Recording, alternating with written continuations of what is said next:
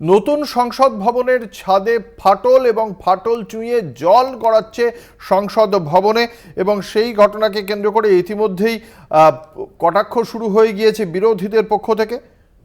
1200 কোটি টাকা খরচ করে তৈরি করা হয়েছে নতুন সংসদ ভবন, অথচ বছর পেরোতে না পেরোতেই জল পড়ছে ছাদ চুঁইয়ে এবং যার জেরে সংসদ ভবনে সমাজ মাধ্যমে ছবি পোস্ট করা হয়েছে কংগ্রেসের পক্ষ থেকে, তৃণমূল কংগ্রেসের পক্ষ থেকে।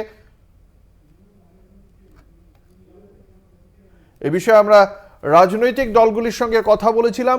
বিরোধী তৃণমূল কংগ্রেস এবং সিপিএম এর কি বক্তব্য আমরা শোনাবো। মা দুর্গার আমরা তো পুজো করি, দুর্গা পুজোয় দশমীর দিন মায়ের বিসর্জন হয়। কেউ গঙ্গায় বিসর্জন দেন, কেউ পুকুরে বিসর্জন দেন, কেউ অন্য নদীতে বিসর্জন দেন। কিন্তু মার প্রকৃত বিসর্জন হয় সকালবেলা, যখন দশমী তিথি ছাড়ে তখন পুরোহিত দর্পণে মাকে বিসর্জন দেন, যেটাকে দর্পণ বিসর্জন বলে। তো ভারতবর্ষের মানুষ এই নরেন্দ্র মোদী সরকারকে দর্পণ বিসর্জন দিয়েছিল গত 4 তারিখ, 4 জুন।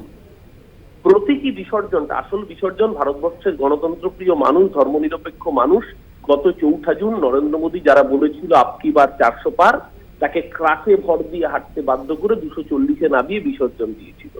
আর আজকে ওপরের মা দেখুন তার প্রতীকী বিসর্জনকে কার্যত বাস্তবায়ন করে দিয়েছেন। যারা 27,000 কোটি টাকা দেশের মানুষের ট্যাক্সের টাকা ধ্বংস করে সেন্ট্রাল ভিস্তার নাম করে নতুন সংসদ ভবন তৈরি করার নাম করে কাজ করেছেন, স্বাধীনোত্তর ভারতবর্ষের ইতিহাসের সবচেয়ে বড় দুর্নীতি বোধহয় আগামী দিন এটাই হতে চলেছে। প্রচার সর্বস্ব বিজেপি এবং তার প্রধানমন্ত্রী কিছু একটা করতে হবে, তাই পুরনো সংসদ ভবন বাতিল করেছেন। তাদেরকে অর্ডার দিয়েছিলেন, টেন্ডার কারা করেছেন সেগুলো তদন্ত হওয়া দরকার। ভগবান রামচন্দ্রের মন্দির থেকে জল ছুঁয়ে পড়ছে তো সংসদ ভবন, কাউকেই ছাড়েনি এরা। আমাদের আসলে সংসদ ভবনটা তো গণতন্ত্রের, যাকে বলে মন্দির মসজিদ গির্জা, সংসদ ভবনটা হচ্ছে গণতন্ত্রের পীঠস্থান। তো ভারতের গণতন্ত্রেরই যেহেতু ছাদ ছুঁয়ে এখন জল পড়ছে মোদির হাতে, সেহেতু গণতন্ত্রের যে পীঠস্থান সংসদ ভবন তারও ছাদ ছুঁয়ে জল পড়বে, এ তো স্বাভাবিক কথা। এরা হঠাৎ করে রাম মন্দির বানিয়েছে, প্রথম বর্ষাতে তার ছাদ ছুঁয়ে জল পড়ছে।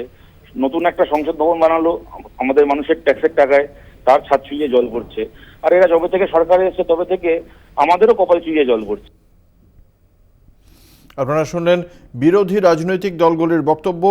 বছর পেরোতে না পেরোতেই বেহাল দশা সংসদ ভবনের ছাদ চুঁইয়ে জল পড়ছে, নিচে বালতি রেখে কোনো মতে সামাল দেওয়া হচ্ছে পরিস্থিতি। সংসদ ভবনের লবিতেও জল জমে গিয়েছে।